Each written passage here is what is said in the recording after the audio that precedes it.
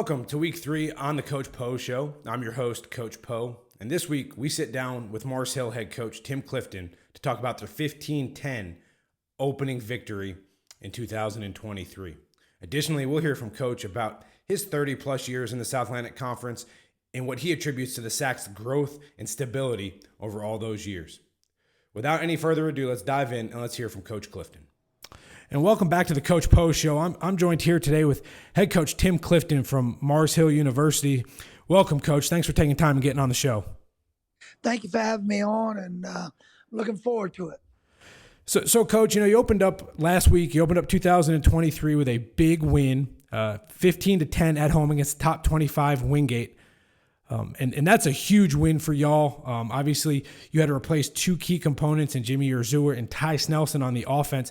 How difficult was that, just having to replace those pieces and then obviously playing a tough team like Wingate at home? Well, losing Jimmy, who was basically a 3-year starter at quarterback, that's always hard for you. And then you lose a guy that could make plays like Ty Nelson and could always give everybody in this league problems because of his speed at tight end. But we also lost Seth Branham, our center. And that's been all three of those guys are sort of like losing your shortstop, second baseman, and center fielder, in baseball. And, it's been, as you go through the process, you're trying to make sure that at quarterback, you're just trying to make sure he understands what we're doing and grasping what we're doing. And, we had a good backup and Bo DeBerry at tight end, and we did have to replace our center. So it's been, for offense, I think the spring was a little tough, and then fall camp, just getting into it. But I thought we did some really good things the other night.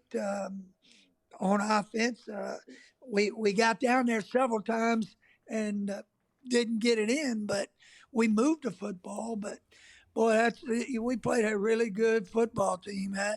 Wingate's defense they are phenomenal.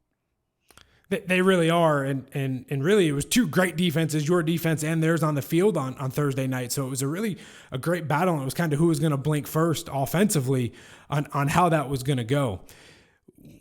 And we knew going in how good they were going to be on defense, and our defense played lights out, and we got the turnover and ran it in. I just think it was two really good physical football teams, and we knew Coach Wright does such a great job coaching, and those guys, Wingate's they're just a hard football team to deal with. And dealing with them every year for the last 30 years, it's become a really good rivalry for us. It really has, and I think back over the years and just some of the games, both at home and on the road. It's phenomenal games, and it really, to me, embodies what the South Atlantic Conference is as a whole. And one of the challenges that you had to deal with on Thursday night was that weather, right? You had a 2-hour rain delay, or lightning delay rather, before the game even started, and then late in the second half. How hard was that to keep the team, because you're asking your team to play with a lot of emotion in the game of football. How hard is that to get them on that edge to play, but then be able to tone that back, in those delays and situations like that? Well, I think it's different than it used to be. It used to be, and we've had delays before. You're back on the drawing board. You got them in chalk talk, and you're going through, all the adjustments and here and there and what you want to do. And this one was so long before the game started. It was just guys were all over the place. You were having to try to reel them in and get them back toward the locker room, get them in the locker room. They'd come out, they'd go over here, they'd go over there. It was, and talking to Coach Wright, his guys were outside up against the wall. And I mean, I don't know the answer. I think everybody's going to be searching that answer because so many games are getting lightning delays now. And we sort of let our guys sort of brew a little bit on that thing, they would come to you and say, "What are we gonna do? What are we gonna do?" And you just kept. I never let them get their pads on. They had their pants on, but they never had their shoulder pads or helmet on. And I think when we finally went in and said we're going out, you would have thought they just won $1 million. They went crazy just to go out. They've been sitting around for 2 hours, and to go in and say we're going to go play, it just exploded in the locker room. And I think it's easier for a home team because you're in your own environment, if that makes sense. It does, Coach. It makes a lot of sense, and you're comfortable with where you are, and you just kind of get to get in that locker room that you're comfortable with, and that type of deal. Yeah, and we did it one year shorter years ago, and we were in that locker room, but it was enough space that we were able, and we chalk talked the whole time that time, and we came back to win, and so we've been in three of these. We had LR a few years ago. That game seemed like it lasted for 8 or 9 hours. So it's something that now we look at and you got to plan for because you never know when it's going to hit you.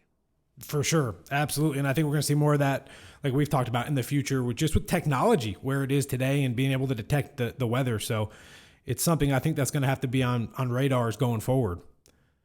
Yeah, and it used to be you didn't have the technology, so you just played till lightning hit. Yeah. Or came close enough and it ran you off. Yeah. Now, if it's 8 miles out or within a certain distance, they're going to pull you or not let you play. And, we went through that, and then we went through the delay during the game, and the fourth quarter. Yep. And that was coming out of that delay was the scoop and score by Tristan Rankin there to late in that game. And so you talk about keeping that edge too, right? Like you go back in the locker room. And so that has to be hard to get them back, get them focused, but yet get them off their feet enough to where when they come back out, they're ready to go.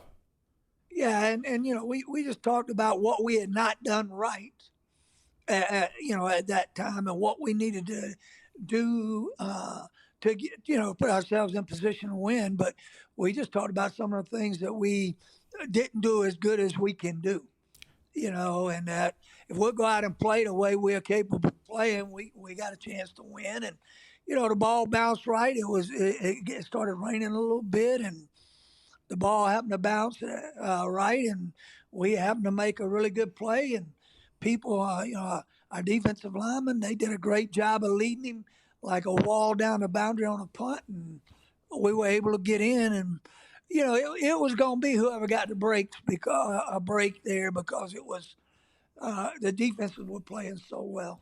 They really were. And so that leads me to my next question, Coach. Wingate had played in a week 1 game. Y'all had the bye that week coming out of camp. Do you think that helped y'all? Because we know typically going from week 1 to week 2, you see a lot of growth, and that's where your teams tend to typically grow. Do you think you had an edge being able to have that extra week off coming out of camp, or is it just that much harder to have to play a team that played week 1 and you have yet to play, and then you don't really know what you have yet going into the season? Yeah, I think your goal is from week 1 to make the biggest improvement because that's usually when teams make their biggest improvement from first game to second game. And I think we just having that first off week, it was a long camp. It was really, really long. And I think our guys were tired of going against each other. We tried to really dial back the last 3 days to get their legs back. We tried to work them early, worked them pretty hard early, and then we tried to dial back. The biggest key is to figure out how you're going to get their legs back, but get the work you want. And I think it helped us in one respect that we got to see what they were doing offensively because it's different than what they've been doing. I mean, it had some wrinkles in it that hadn't been there. Sure. And but I think we knew defensively what they were going to play because they're so good at what they do. They're not going to change a whole lot. So I think the challenge was can we figure out what they were doing on offense? And that first game gave us a chance. They were very basic in their first game, but at least gave us a chance to see what they were trying to dial up as this year goes forward. For sure, for sure. And so, putting week one behind us, looking to this week, you go on the road to Catawba with a new coaching staff. What can you tell us about Catawba here in 2023? Well, they're much better than they were a year ago. I think talent-wise, some of those guys are older. They brought in some new talent.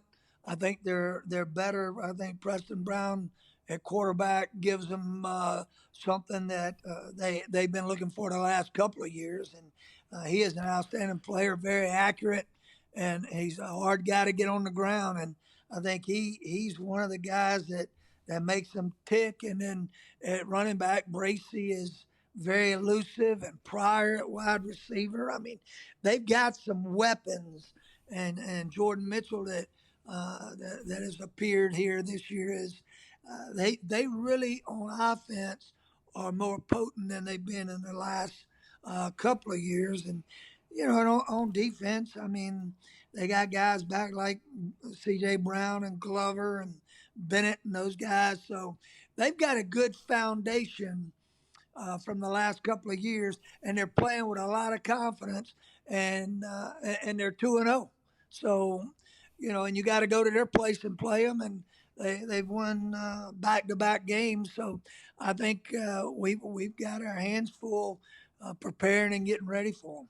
Yeah, and playing under the lights in Shreveport Stadium is never an easy feat, and when they're playing well and playing with confidence, it makes it that much harder. Yeah, and it's a tough place to play. I mean, but there's nowhere in this league it's not tough to play. Now, and there's not one that some people say Mars Hill is hard to play at. Absolutely. But I think that is a unique venue they have, and they've got the fans. They're basically right on top of you on the visitor side. So, yeah, it'll be a challenge, and we'll have to go in there and play extremely well. For sure, for sure. And speaking about playing well, Coach, in 2021, y'all were 8-3. Last season in 2022, 7-3, and division champs, played for a conference championship. What are the expectations and just the excitement going around the program and around campus here as we go into 2023? Well, I think anytime you have two good seasons, everybody that expects another one. But each team's different. Each year's different, and each team has to build their what they're strong at. And what we try to do is, and I think it really started with COVID. We've tried to build an unbelievable culture and get our guys to believe in what we're doing as far as our culture and things we expect and how we are to act and how we're supposed to play and overcome adversity and work on things that you need to work on in your personal life and as a team, and try to build a team to become a unit, and that's hard to do in this day and time. It's hard to bring 100 and something guys together and they all believe in one idea, and they believe in one thing. And I think the way that we were able to overcome some adversity a year ago and the year before, I think was a tribute to our coaches and our players. And there'll be some tough times this year, but I think what we want to do is figure out each week how to continue this journey. It's been a process and a journey since COVID. It has really been a different time since then, here and everywhere in the country. So I think we're just trying to build on what we started back during that time that was really tough for everybody in this country. So we're just trying to build on it and make sure our guys are working on the process and the journey and doing it each day, and then not looking at the outcomes down the road.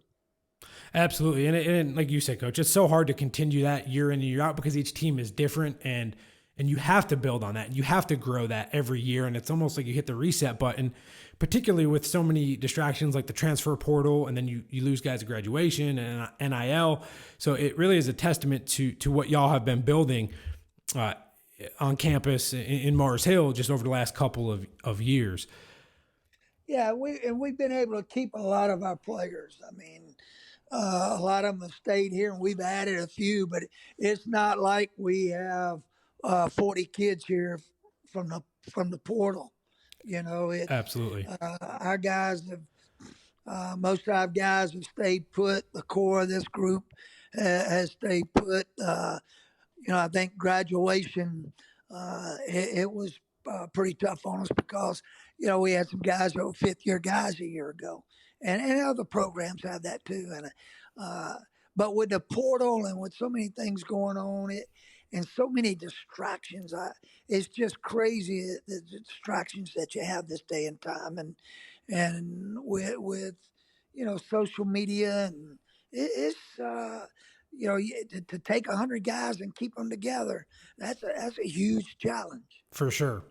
For sure. It really is. And last question, Coach. I know you've got to get going as you start looking at Catawba, but as we look at the SAC, it seems to really, the South Atlantic Conference really seems to be getting stronger year in and year out, and that's across the board. And they continue to build teams, add teams, most recently with Emory and Henry, but other conferences seem to be losing teams, maybe making that transition to Division I and things like that. But what do you think it says about the SAC that just continues to grow and continues to grow the brand, and teams want to be a part of the South Atlantic Conference? Well, years ago, when we started 31 years ago, it was called the SAC 8, and it was just football, and then it grew and morphed into all the other teams and all the other sports at each school. But I think the foundation was laid years ago, with the same group of schools, and they all are similar in nature and makeup and private schools, and you've got Wise that's not a private school, but I think the core of the group has remained, and I think the conference has done a great job, and the presidents and Patrick Britz and them have done a great job of keeping our group together, and and I think I think each school just feels like it's such a great match for each one of them in this conference. It's not like you've got schools with 8,000 people or 10,000 from state schools and all that. We're all about the same, and we're all as far as the number of students and academically, we're all in the same mold. So it's I don't know if you can find a better fit in the country in Division Two than the South Atlantic Conference. Yeah, for sure, Coach. Well, want to thank you for taking time tonight, Coach Clifton, head coach at Mars Hill University. Appreciate your time, and good luck this week at Catawba and for the rest of the season. Thank you. I appreciate it. Appreciate Coach Clifton hopping on the show this week. Stay tuned, as next week we'll have more guests, more interviews, and dive into week 3 here in the South Atlantic Conference, and look forward to upcoming week 4. Appreciate you tuning in, and as always, enjoy football Saturday.